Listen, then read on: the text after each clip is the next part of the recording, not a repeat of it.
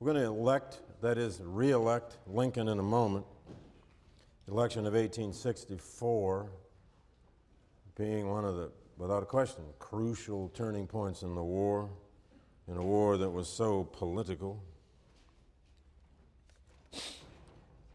But spare the poets. I want to begin by placing you somewhere. The ending of the Civil War, of course, was for thousands upon thousands, really millions of Americans, a confrontation with death on a scale they'd never known, never experienced, and frankly never have again. There's a marvelous new book on this, two new books on this. One in particular by Drew Faust, whom you've read already, a book called The Republic of Suffering, which I recommend to you. It just came out a couple months ago, which is all about the death culture that the Civil War bred. Our greatest death poet was Whitman. This is risky. I'm going to actually recite a little piece, little bits of what could be Whitman's greatest poem. At least it is in my view, but what do I know? I'm not a literary scholar. But there are ways in Whitman's When Lilacs Last and the Dooryard Bloom that he is actually anticipating what's going to happen with time to the problem of how Americans will remember this ghastly bloodletting they've just experienced. It's, of course, the poem about Lincoln's death. Whitman really had a thing about Lincoln, as you may know. He wrote possibly the only poem that ever rhymed in his magnificent collection, "O Captain, My Captain," in relation to Lincoln's death. But Lilacs is a masterpiece. It's the poem he wrote to try to imagine the funeral train of Abraham Lincoln. The train that took some 20 days, 3 coffins, because 2 got damaged. It stopped in, I forget now, 16, 17 different cities, and this incredible tour all over New England and then all across the North and the Midwest, and finally to his burial in Springfield, Illinois. And what Whitman really wrote here was a kind of a calming, it's written in a mood of a kind of a calming, depoliticized contemplation on what Whitman called the fathomless, sure-winding arms of cool enfolding death. But it's very much directly about Lincoln's death. And Whitman imagines a songbird, calls it a warbling. And he says he hears this warbling, singing a solitary song, his words, of the bleeding throat, death's outlet song of life. For well, dear brother, he's speaking to the bird now. For well, dear brother, I know, if thou wast not granted to sing, thou wouldst surely die. And he's trying to use the bird. Go read this poem. Read it 3, 4, and 5 times. He's trying to use the warbling, the song sparrow, as a metaphor for all of America. How shall I warble? Here he gives voice to the bird. He even writes lyrics for the bird. How shall I warble myself for the dead one that I loved? It's like an offering. Whitman picks a sprig of lilac, he says, and places Abraham Lincoln's funeral train in the setting of what he calls ever-returning spring across the vast landscape of America, from east to the prairie. It was April. Like now, a little later, lilacs were in bloom by late in the month. And it comes to this magnificent verse. Over the breast of spring, the land amid cities, amid lanes and through old woods, where lately the violets peeped from the ground, spotting the gray debris, amid the grass in the fields, each side of the lanes, passing the endless grass, passing the yellow speared wheat, every grain from its shroud in the dark brown fields uprisen, passing the apple tree blows of white and pink in the orchards, carrying a corpse to where it shall rest in the grave, night and day, journeys a coffin, And then he says the bird must sing its carol of death. And the poet tries to give words to the music. Yet one senses that even Whitman, with all his powers, could not match the little warbling's power to deliver what he calls that powerful psalm in the night. This is a poem of grief for the whole country. He's trying to capture the meaning of death, all that death caused in the Civil War, if it's possible. But he gives the job to a tiny little bird. Whitman himself, he says, is left with visions, his words, of battle corpses and the debris of all the slain soldiers of the war in his head. The funeral train passes by all the images the poet can muster, and then he's just left to say, his words, the living remained and suffered. Now, I'll return to Whitman. It's one way to get a handle, if it is a handle, on what Americans were coping with in 1865. The level and the scale of sacrifice that they had experienced. And of course, Lincoln's assassination came 3 days after Robert E. Lee's surrender at Appomattox. More on that in a minute. But back up with me. Back up with me into that last year of the war. It was still possible for the South to win its version of a victory as late as, I'd say, August of 1864. I suppose you could even say September, but after the fall of Atlanta, it wasn't likely. But now, quickly, that election of '64 was one of the most important in our history. We don't pay a lot of attention to it because we kind of speed by it or around it, and we almost ignore it sometimes. It's another election. Let's get on with the Civil War.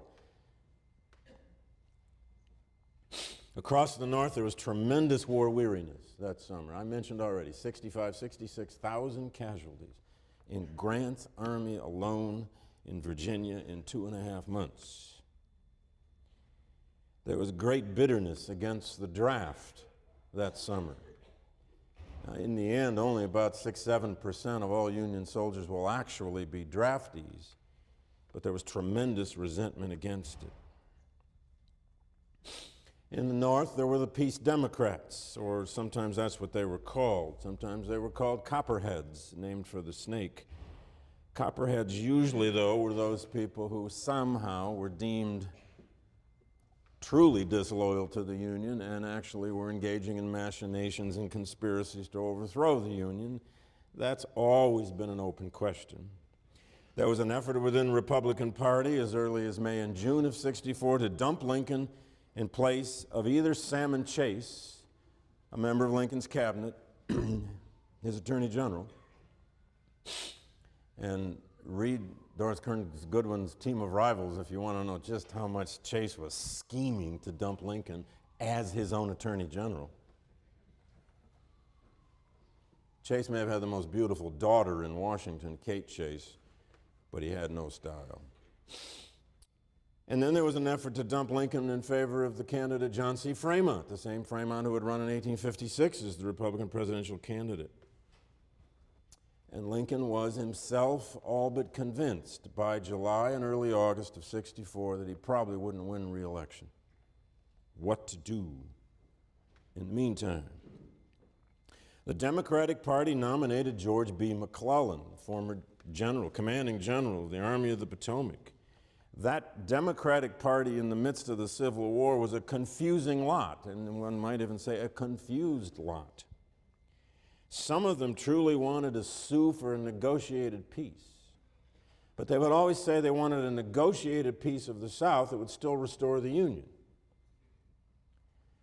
Of course, that was never acceptable to Jefferson Davis and the Confederate government. Many of them were quite explicitly for a negotiated peace that would not result in emancipation. They wanted to turn emancipation around. They wanted a union without emancipation. That is exactly what McClellan wanted. There was a deeply white supremacist strain in much of the Northern Democratic Party, and they put up a formidable challenge to a wartime president in the midst of civil war. They painted Lincoln and the Republicans as what they constantly called miscegenationist. They used the term all the time. The Republicans were going to make whites and blacks marry each other. They called Abraham Lincoln in this campaign Abe the Widowmaker. They were already waving the bloody shirt that would become so ubiquitous in the wake of the war, blaming Lincoln for all the death. They also referred to him as Abe the Nigger Lover.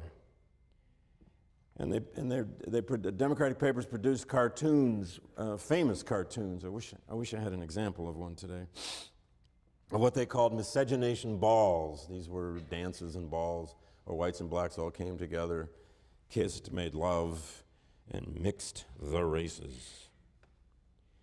What Lincoln desperately needed was battlefield success to alter Northern war morale, and of course, they got that.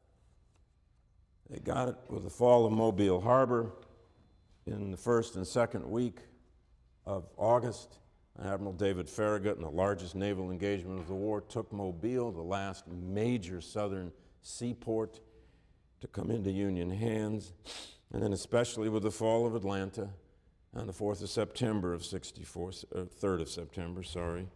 And then in the month of September, further victories by Philip Sheridan's cavalry in the Shenandoah Valley, driving Confederate armies basically out of the Shenandoah Valley, made it now possible to say that the war was on a course of Union victory, that the Confederacy was in a state of near collapse.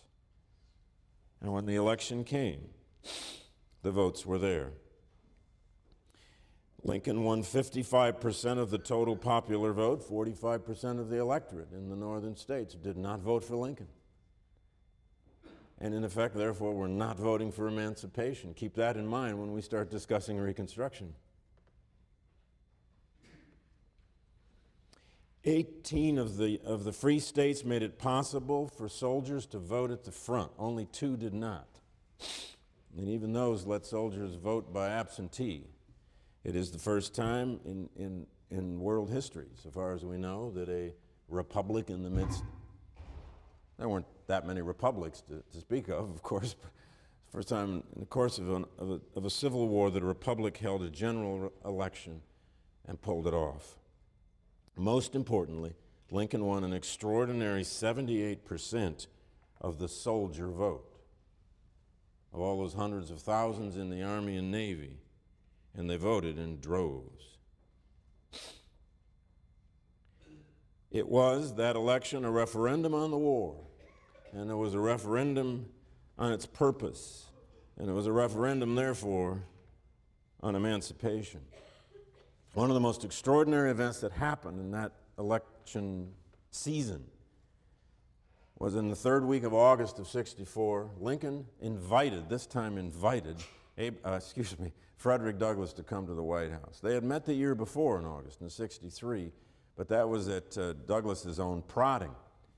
In '63, Douglass had gone to the White House to complain about unequal pay and brutal discriminations against black troops in the Union armies. And he got an audience, at least for a while, with Lincoln, the first time they met. Beginnings of a remarkable relationship.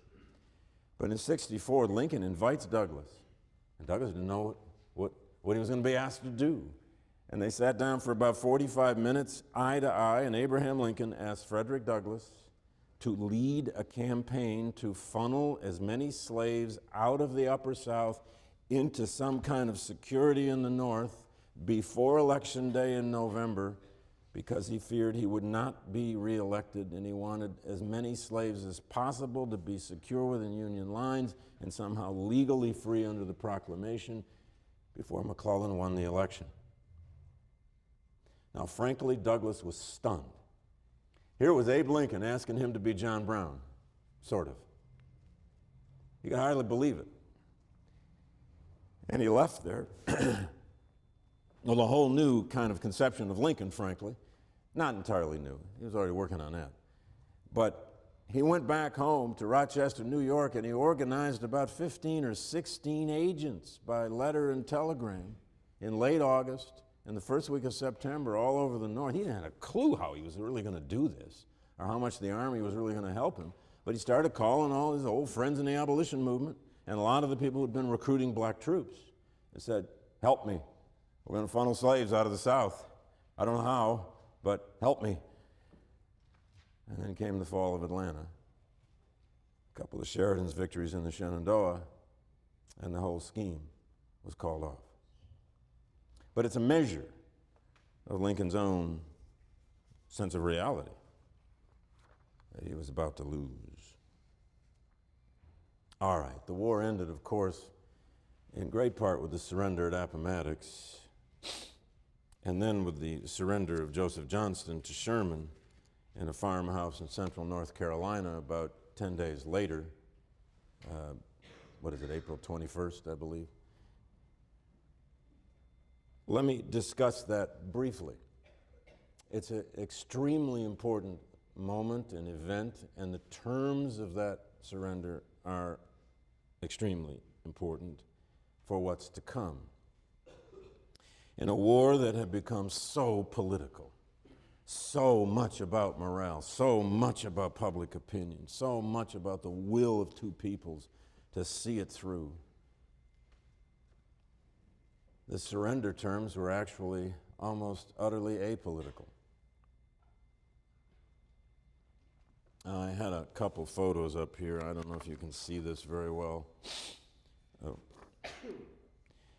This is one of many photographs that Matthew Brady and his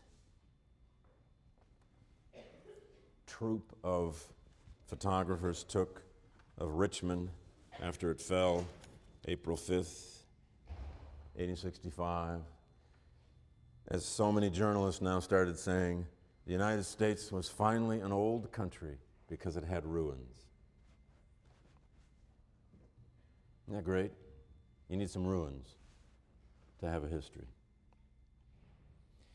Well, Richmond fell 5th of April of 65, and Lee's army did escape.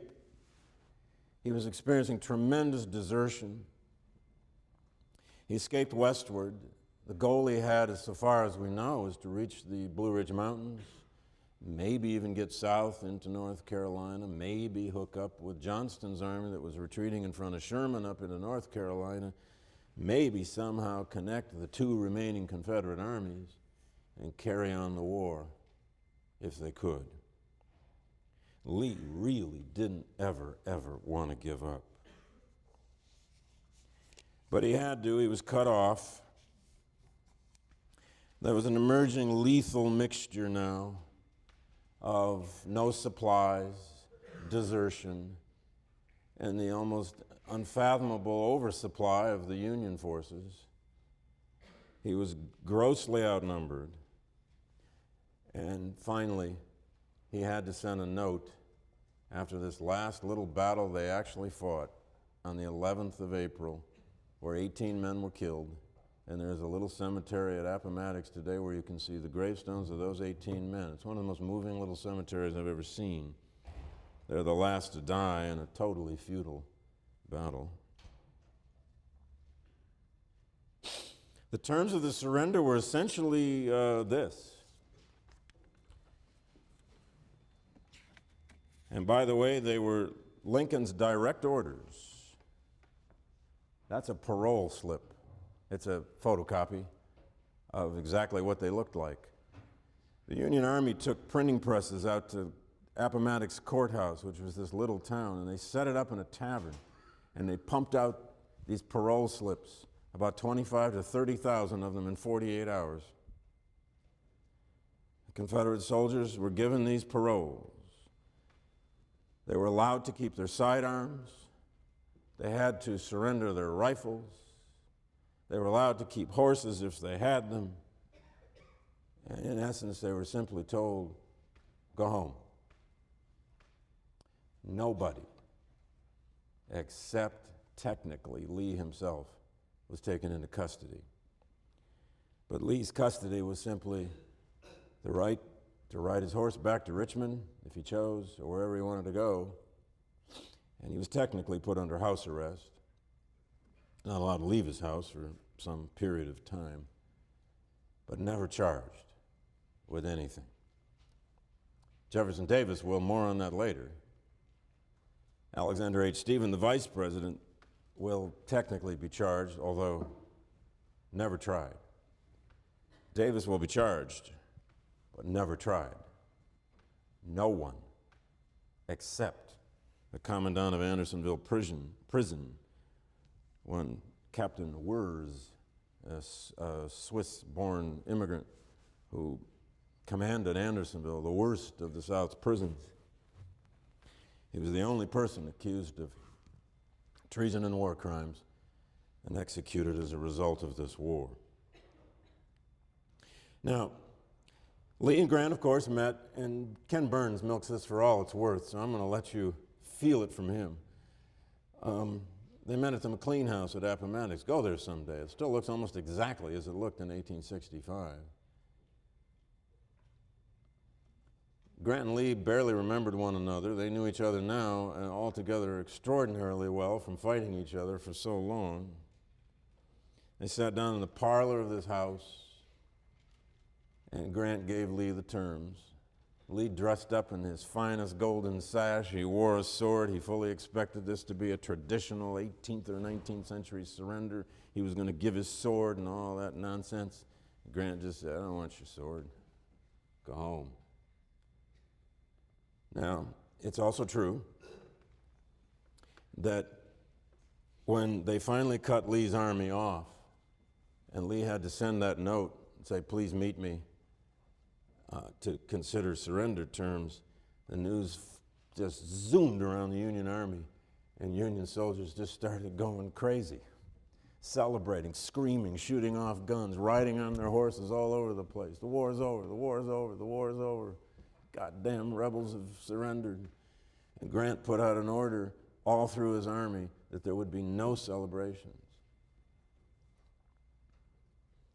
It was Grant already understanding that the surrender had to be political too, and that there would be tremendous untold bitterness to deal with in the wake of this war. Grant, as a general, had no idea what politically would come. He wasn't involved yet in Reconstruction plans at all. But it also was a kind of statement, of course, of honor among soldiers. To the South, you can rest assured, the day they heard about Appomattox was the way it was for most Northerners about the day they heard of Lincoln's assassination. It is all over diaries, all over literature. Sometimes it's just called the surrender, the day we heard. There's so many statements of it throughout Southern letters and diaries, as I've said. I'll just read a couple, just briefly, and then one from a Northerner to show you what this moment means on both sides and how difficult Reconstruction is going to be. Just look at their diaries. Remember Kate Stone? I read from her diary before. Louisiana planter woman who fled over to Texas and lost most of her slaves. She writes into her diary, April 28, 65, all are fearfully depressed, she reports. I cannot bear to hear them talk of defeat. She still hoped that Confederate armies might rally and fight, as she puts it, to be free or die. Easy for her to say. On May 15, she opened a journal entry with this definition that I may have read before, where the first words are conquered, submission, subjugation, she says, are the words in my heart. And then when she hears that John Wilkes Booth has shot Lincoln, she rejoiced in Lincoln's death and honored, at least in her diary, John Wilkes Booth for, quote, ridding the world of a tyrant. We are glad he is not alive to rejoice in our humiliation and insult us with his jokes. There are thousands of those expressions in Southern letters and diaries. That spring and summer, an estimated 8,000 to 10,000 ex-Confederates many of them former officers, would flee the country. They ended up going to Brazil, England, other parts of Europe, Mexico, Canada, and a few even went as far away as Japan for fear. I mean, Jubal Early, that conniving old rat, more on him later. He ran to Mexico. He was certain they were all going to be executed, at least the officer corps of Lee's army. None of them were. And let me read you a diary entry from a northern woman. Great diarist. Her diary is hardly known, but man, her diary is almost equal to Mary Chestnut. I first encountered it in manuscript at the Antiquarian Society, American Antiquarian Society in Worcester. Her name was Caroline Barrett White. She kept a diary for years, decades, and her warrior's diary is extraordinary. This is her April 10, 1865 entry. Hurrah, hurrah, sound the loud timbrel over Egypt's dark sea. Early this morning, our ears were greeted with the sound of bells ringing a joyous peal. General Lee had surrendered with his whole army to General Grant. She's got exclamation marks all over the place. Surely this is the Lord's doing, and it is marvelous in our eyes. And she goes on and on and on, all kinds of biblical cadences to talk about the sense of jubilation she sees in the streets of her Massachusetts town. And then 5 days later, April 15, comes this entry, and it's the longest entry in her diary. Several pages, and all around the outside of the pages, she blackened the edges. She writes, "The darkest day I ever remember. This morning the sun rose upon a nation jubilant with victory, but it sets upon one plunged into deepest sorrow." Her longest of all diary entries, she talked about the shocking intelligence of Lincoln's murder, and then says, "Where will treason ever end? The rapidity with which events crowd upon one another now is perfectly bewildering." Indeed it was. Now, as was so often the case in this war, though, Abraham Lincoln left one of the best descriptions of what the war had been about. In the greatest speech ever delivered by an American president, I would venture that. We could get up a debate on that, I'm sure. But what are you going to put up against the second inaugural for an economy of language and a music of words and an honesty of meaning? Read the second inaugural. It only takes about 3 minutes. He's been reelected. This is March 65. The war's almost over. Not there yet. What does he say in that speech? What had it been about? How does he explain all the death? He doesn't find that easy. But in the second paragraph and the third paragraph came a few phrases that we've been trying to answer through interpretation in our 65 to 70,000 books on the Civil War, more than one a day that we've written ever since. He's thinking back to his first inaugural, and he says, both parties deprecated war, but one of them would make war rather than let the nation survive. And the other would accept war rather than let it perish. That's his interpretation. Of course, he's going to get vast disagreement on that from Southerners. And then the famous phrase, "And the war came." There are more titles of books on the Civil War taken from this speech than anything else ever done. When in doubt, people just go to Lincoln's second inaugural and find some little phrase, if they can find 3 words somebody else hasn't used before, and it becomes the title of their book. Kenneth Stamp used "And the War Came," a book on secession. Jim McPherson has a new book of essays out. It's called Mighty Scourge of War. It comes out of here. Stephen Oates' biography of Abraham Lincoln, Malice Toward None. I mean, it's just endless. But then in that next paragraph, 1/8 of the whole population were colored slaves. 3 weeks ago when Barack Obama used the word slave, slavery, or slaves 7 times in that remarkable speech, it's remarkable because it's been altogether rare that presidents or presidential candidates have ever mouthed the word slave in American political rhetoric. But Lincoln did. 1/8 of the whole population were colored slaves, not distributed generally over the Union, but localized in the southern part. No kidding. And here it is. These slaves constituted a peculiar and powerful interest. Whoa. All knew, says Lincoln, that this interest was somehow the cause of the war. Somehow. That's the greatest somehow in American letters. We've been trying to explain the somehow ever since. And we never can quite pin it down. And before that paragraph's over, you've been treated to some of the most beautiful rhetoric ever written, at least by an American president. He says everybody wished for a result less fundamental and astounding. We didn't want all this revolution, but that's what we got. And then comes that line, for every drop of blood shed by the lash, it shall be paid by the sword. You can't hear it or read it and not know what the war had been about. Now, we're going to deal in the next several lectures about the extended question of results of this war and consequences, short and long term. And there are many things we can put on that list, to say the least. And let me just give you a short list to begin with. And we're going to come back to so much of this. Quick list. Just keep it handy. And some of them are actually signaled in that second inaugural. I mean, one is that secession was killed almost forever.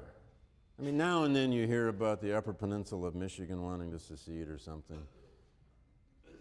Texas once in a while gets back on its heels and says don't mess with Texas and says they're going to secede. And some parts of the country say go ahead.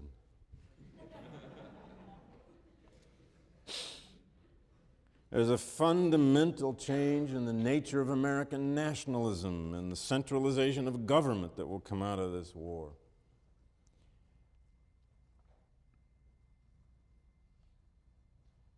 "11 of the first 12 amendments to the U.S. Constitution had been written to limit national power." This is fundamental. It's one of Lincoln's less fundamental and astounding results.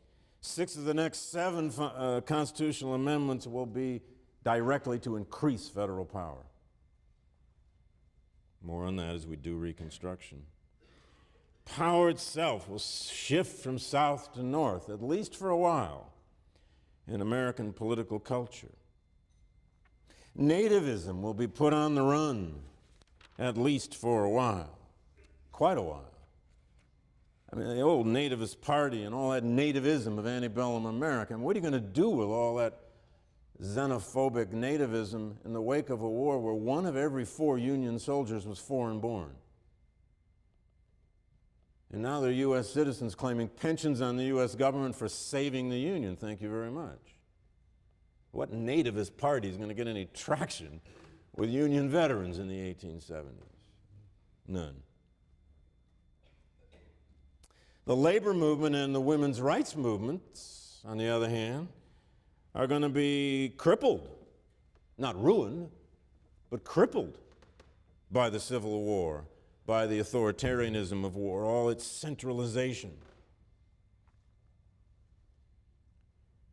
And emancipation, of course, ushered into national life all sorts of new challenges, new ideas, new meanings, and this most difficult American idea of all, racial equality. God, what are you going to do with that now?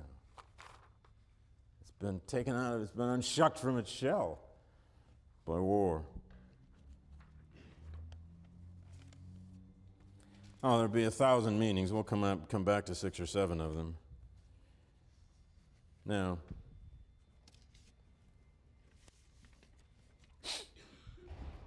I want to introduce Reconstruction plans here in just one moment.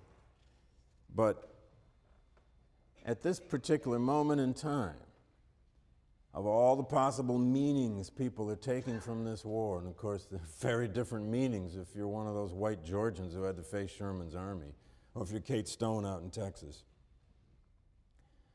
or if you're a widow of your husband and 4 of your sons who've died in the war. I mean, they're you know, many, many, many different individual stories.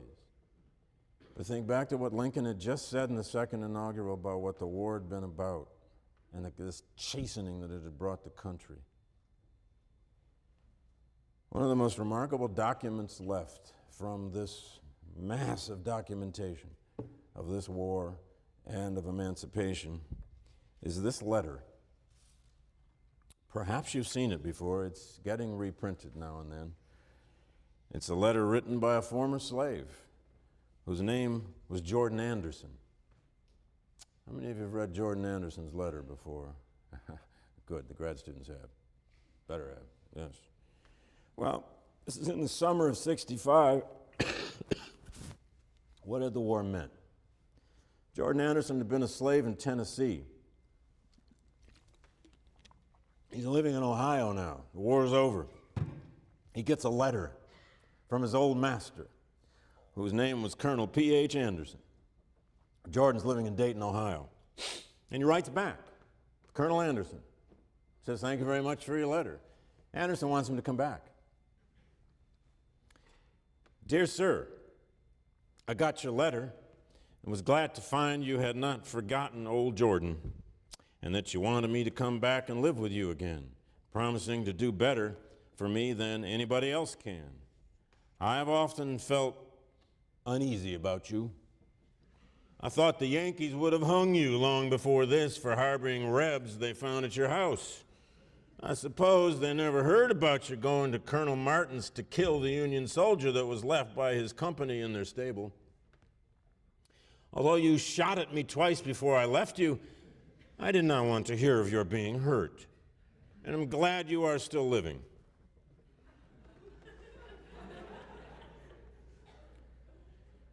It would do me good to go back to the dear old home again, see Miss Mary and Miss Martha and Alan and Esther and Green and Lee.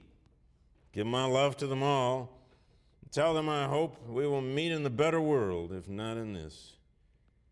I would have gone back to see you all when I was working in the Nashville hospital, but one of the neighbors told me Henry intended to shoot me if he ever got a chance.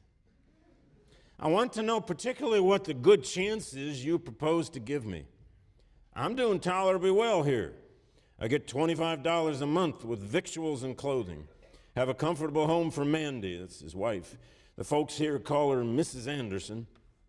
And the children, Millie, Jane, and Grundy, go to school and are learning. The teacher says Grundy has a head to be a preacher. They go to Sunday school. And Mandy and me attend church regularly. We are kindly treated. Sometimes we overhear others saying, "Them colored people were slaves down in Tennessee." The children feel hurt when they hear such remarks. But I will tell them it was no disgrace in Tennessee to belong to Colonel Anderson. Many darkies would have been proud, as I used to was, to call you master. Now, if you will write and say what wages you will give me, I will be better able to decide whether it would be to my advantage to move back again. As to my freedom, which you say I can have, there's nothing to be gained on that score, as I got my free papers in 1864 from the Provost Marshal General of the Department of Nashville. Mandy says she would be afraid to go back without some proof that you are sincerely disposed to treat us justly. And we have concluded to test your sincerity by asking you to send us our wages for the time we served you. This will make us forget and forgive old scores and rely on your justice and friendship in the future. I served you faithfully for 32 years, and Mandy, 20 years. At $25 a month for me and $2 a week for Mandy, our earnings would amount to $11,680. Add to this the interest for the time our wages has been kept back, and deduct what you paid for our clothing and 3 doctor's visits for me and pulling a tooth for Mandy, and the balance will show what we are in justice entitled to. Please send the money by Adams Express, care of V. Winters, Esquire, Dayton, Ohio. It goes on another paragraph, and then there's a P.S. Say howdy to George Carter and thank him for taking the pistol from you when you were shooting at me. What did freedom mean? What did the war mean? Wages with interest, according to Jordan Anderson. Well, we'll see whether the United States would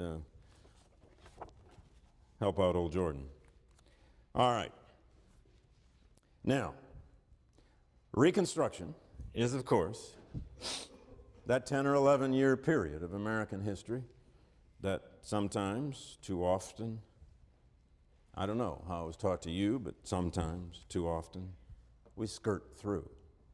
It's complicated. There's not as much glory to go around as there is during the war. It's fraught with some skullduggery and corruption on an unprecedented scale on all kinds of sides. It's a time of enormous imagination and experimentation in politics and law. It's also the time in American history when we had by far our largest level of domestic terrorism and violence.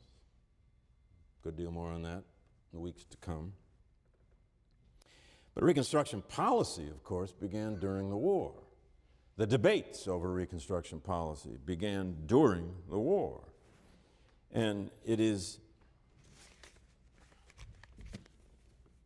one second, excuse me.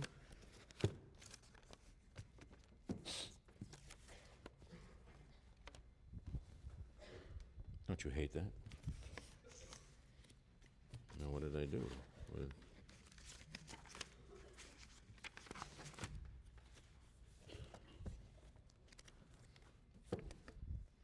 Well, sorry, I had Herman Melville's poem here, but what did I do with Herman Melville? Forgive me.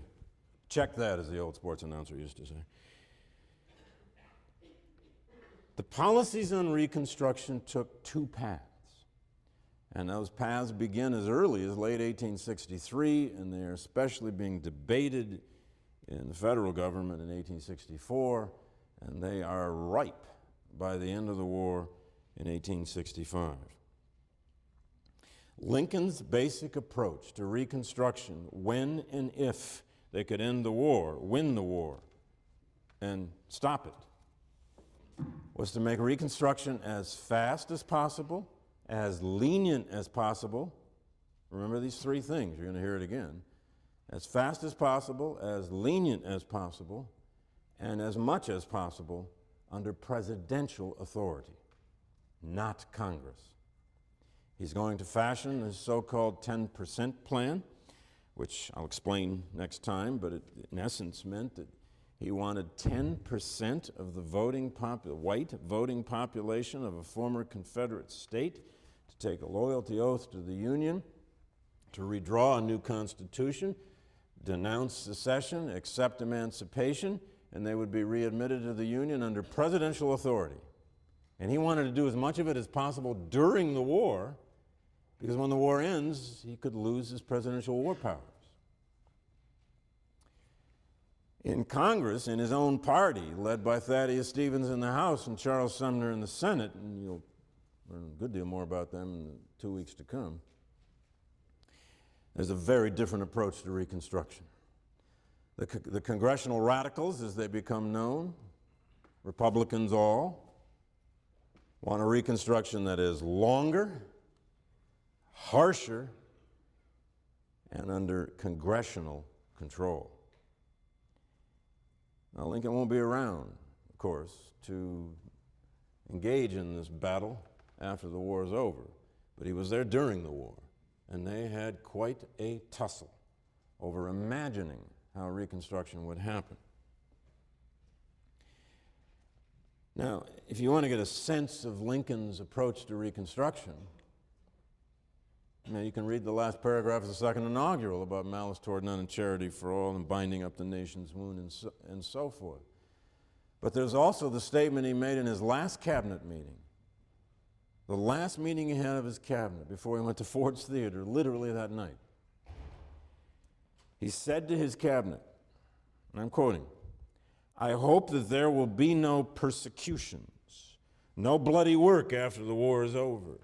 No one need expect me to take any part in hanging or killing these men, even the worst of them. Frighten them out of the country, open the gates, let down the bars, scare them off. But enough lives have been sacrificed." That's one approach. But that is not the approach of the leaders of the congressional Republicans, some of whom would have wished for there to be some treason trials and executions. But short of that, they want a Reconstruction that's going to reshape the American polity, rewrite the U.S. Constitution, and remake Southern society. Now, anyone I ever run into who says Reconstruction is too complicated and not interesting, I don't understand it. Because how can you have that kind of thing happening and it not be interesting? But I found Melville. Sorry. Let me leave you with this. Spare the poets. Melville wrote this little poem after Lincoln was murdered. Listen to what he says. "Good Friday was the day of the prodigy in crime, when they killed him in his pity, when they killed him in his prime. Of clemency and calm, when with yearning he was filled, to redeem the evil willed. And though conqueror, be kind. But they killed him in his kindness, in their madness and their blindness, and they killed him from behind. There is sobbing of the strong and a pall upon the land, but the people in their weeping bear an iron hand. Beware the people weeping when they bear the iron hand. He lieth in his blood, the Father in his face. They have killed him, the forgiver. The avenger now takes his place. The avenger wisely stern, who in righteousness shall do what the heavens call him to. And the parricides remand, for they killed him in his kindness, in their madness and their blindness, and his blood is on their hand. There is sobbing of the strong and a pall upon the land, but the people in their weeping bear the iron hand. Beware the people weeping when they bear an iron hand. The whole history of Reconstruction has always been a debate, really, over how iron the hand should have been. Thank you. See you next week.